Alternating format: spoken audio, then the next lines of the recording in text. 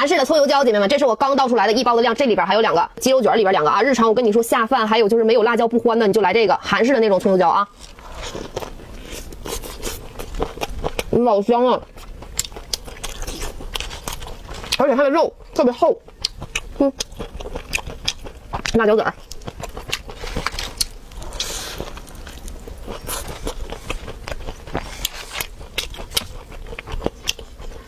真香，就是百搭下饭神器。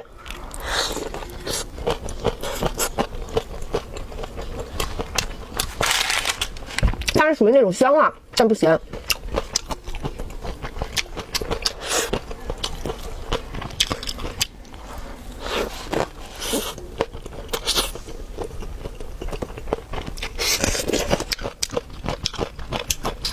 香辣不咸，带一点点咸淡味儿。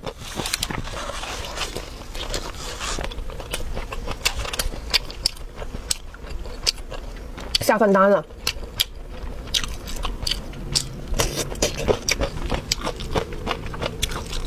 属于有点甜辣那种。